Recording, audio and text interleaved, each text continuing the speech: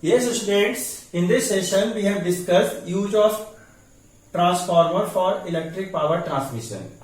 For electric power transmission, transformer plays an integral role in the power station when, with the help of mechanical energy, turbine rotate, blades of turbine rotate, then turbine rotate the coil of dynamo or electric generator, and when electric coil of electric generator rotate, electricity produced, voltage and current produced, electrical energy produced. Now, for transmit that electrical energy for a large distance, to minimize the loss of energy, first of all, we use step-up transformer. By using the step-up transformer, we convert low AC voltage into high AC voltage. The voltage and current produced by the electric generator we put in the form of input in a step-up transformer. A step-up transformer convert low AC voltage into high AC voltage, and when AC voltage become high, then current become low, and when current become low, then loss of energy during the transmission of electrical energy up to large distance become less, because heat energy equal to I square RT. तो देखो बच्चों, आज हम पहला topic discuss कर रहे हैं, use of transformer for electric power transmission. तो देखिए, इलेक्ट्रिक पावर स्टेशन में जब इलेक्ट्रिसिटी प्रोड्यूस होती है तो कैसे इलेक्ट्रिसिटी प्रोड्यूस होती है? मैकेनिकल एनर्जी की हेल्प से ब्लेड्स ऑफ टरबाइन रोटेट करते हैं। टरबाइन के ब्लेड्स इलेक्ट्रिक जनरेटर की कॉइल को, डायनामो की कॉइल को रोटेट करते हैं। जब कॉइल रोटेट करती है तो इलेक्ट्रिकल एनर्जी प्रोड्यूस होती है इलेक्ट्रोमैग्नेटिक इंडक्शन से, इलेक्ट्रिकल वोल्टेज और करंट प्रोड्यूस होते हैं। अब इस इलेक्ट्रिकल एनर्जी को डिस्टेंट प्लेस, पावर स्टेशन से डिस्टेंस प्लेस तक ट्रांसमिट करने के लिए हम स्टेप अप ट्रांसफार्मर का यूज करते हैं, ताकि एनर्जी, इलेक्ट्रिकल एनर्जी कम से कम लॉस हो। इस लॉस ऑफ एनर्जी को मिनिमाइज करने के लिए स्टेप अप ट्रांसफार्मर यूज करते हैं। Step up transformer power transmission में एक इंटीग्रल रोल प्ले करता है। इलेक्ट्रिकल जनरेटर से पावर स्टेशन में जो वोल्टेज, इलेक्ट्रिकल एनर्जी प्रोड्यूस हुई है, वोल्टेज और करंट प्रोड्यूस हुए है, उसे सबसे पहले हम step up transformer, power station में स्टेप अप ट्रांसफार्मर, हम पावर स्टेशन में हम स्टेप अप ट्रांसफार्मर यूज करते हैं। स्टेप अप ट्रांसफार्मर में ये जो electrical energy, electrical voltage, current और इलेक्ट्रिकल एनर्जी प्रोड्यूस हुई है, इसे हम स्टेप अप ट्रांसफार्मर के इनपुट में देते हैं। स्टेप अप ट्रांसफार्मर लो एसी वोल्टेज को हाई एसी वोल्टेज में कन्वर्ट करता है। जब वोल्टेज हाई हो जाती है आउटपुट में, तो करंट लो हो जाता है, और जब करंट लो हो जाएगा, देखिए करंट लो हो जाएगा तो हीट एनर्जी की फॉर्म में कम से कम एनर्जी लॉस होगी। तो पावर ट्रांसमिशन के दौरान हीट एनर्जी की फॉर्म में कम से कम एनर्जी लॉस होगी, और ज्यादा इलेक्ट्रिकल एनर्जी एक प्लेस से दूसरे प्लेस ट्रांसमिट होगी। इलेक्ट्रिकल एनर्जी और इलेक्ट्रिक पावर एक प्लेस से दूसरे प्लेस तक लार्ज अमाउंट में ट्रांसमिट होगी, कम से कम लॉस ऑफ एनर्जी के साथ, इन the form of heat, by using step up transformer. Now next topic,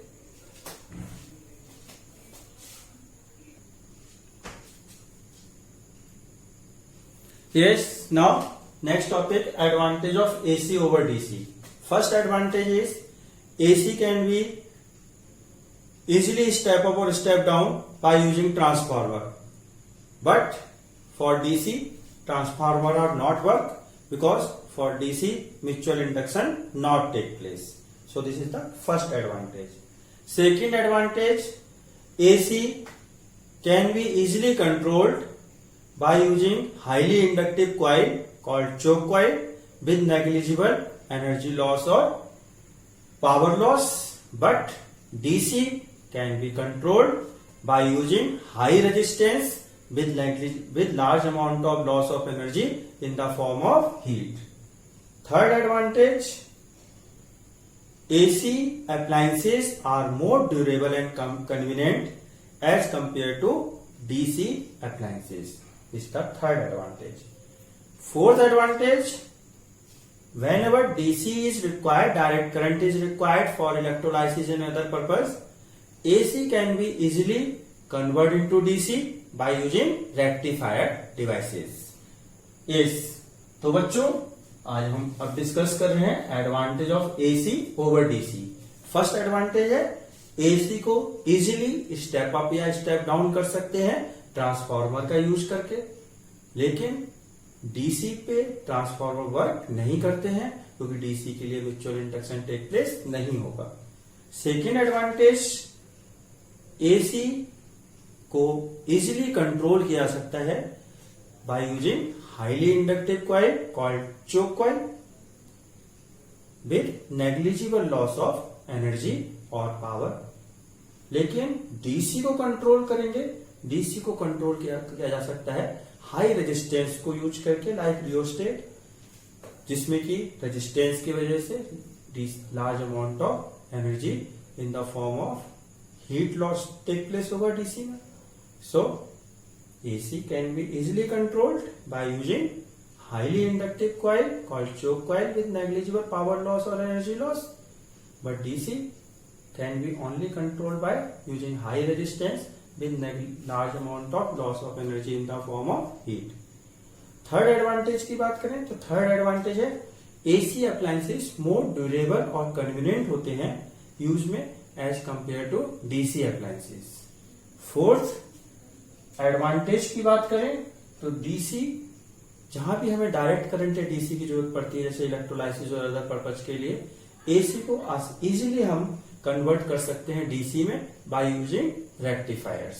so students, these are the advantage of AC over DC. Now look disadvantage. Yes, now disadvantage of AC over DC. AC is more dangerous than DC because 220 volt AC have peak value. Look, 220 volt AC have its peak value is, look, what is the formula of peak value? V naught equal to VRMS into root 2. So V naught equal to 220 into root 2 volt. So look, the 220 volt DC have a peak value 220 root 2 volt, or it can be 311 volt approximately. Yes. Now yes, so look, 220 volt AC have peak value 220 into root 2 volt means 311 volt, but 220 volt DC have peak value or maximum value. Peak value means maximum value. Peak value is 220 volt. So means to say 220 volt AC have more value as it appear.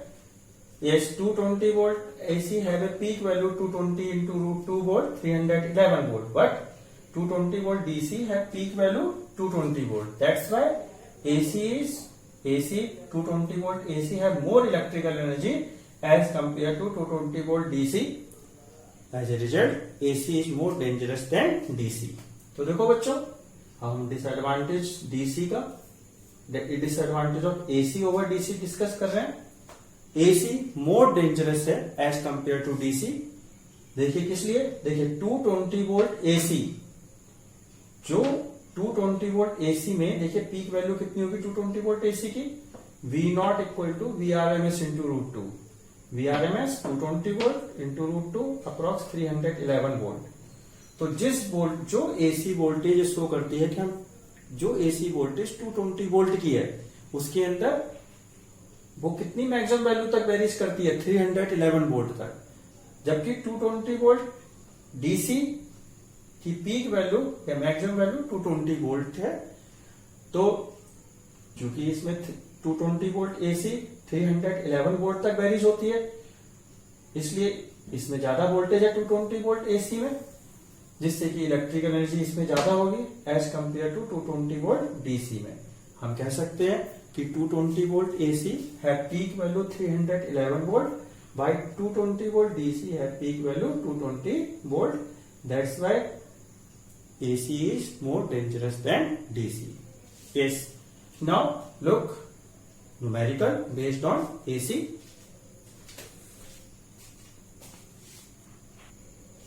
Here students, now look numerical. In the AC circuit, voltage and current is given by V equal to 200 sin omega t plus pi by 6 and I equal to 10 sin omega t minus pi by 6.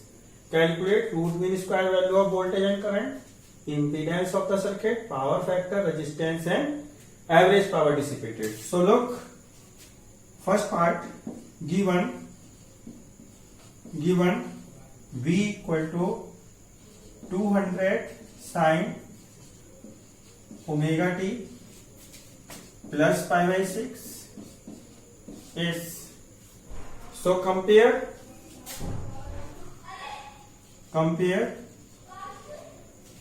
yes, look, this is the equation 1. Compare equation 1 by standard equation of alternating voltage. V equal to V naught sin omega t plus phi 1. So V naught equal to 200 volt and phi 1 equal to pi by 6. So root mean square value of AC voltage Vrms equal to V naught upon root 2.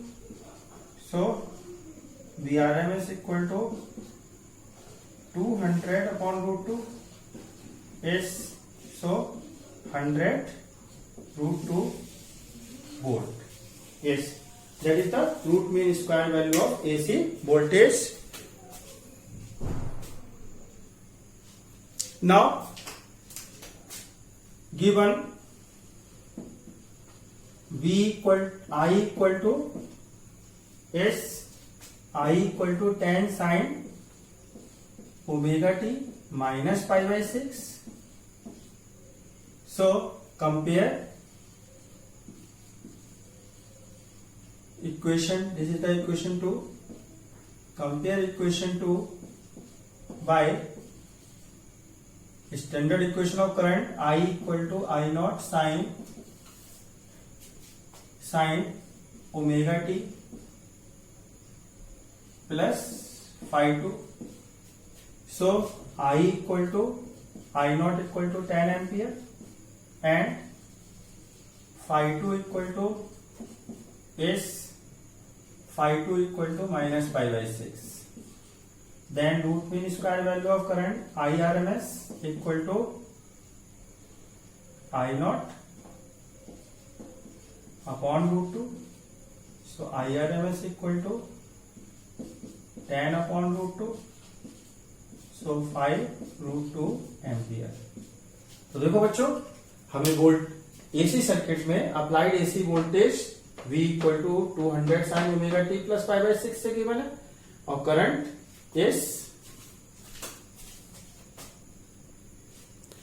Current given है I equal to 10 sin omega t minus pi by 6 से.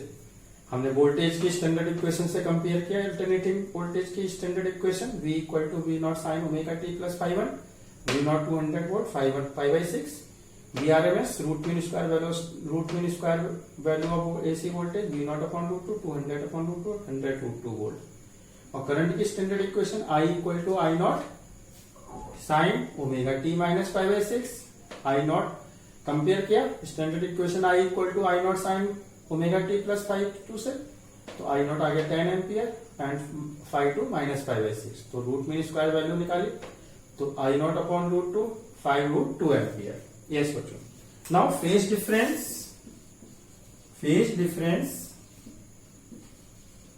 is phase difference between voltage and current.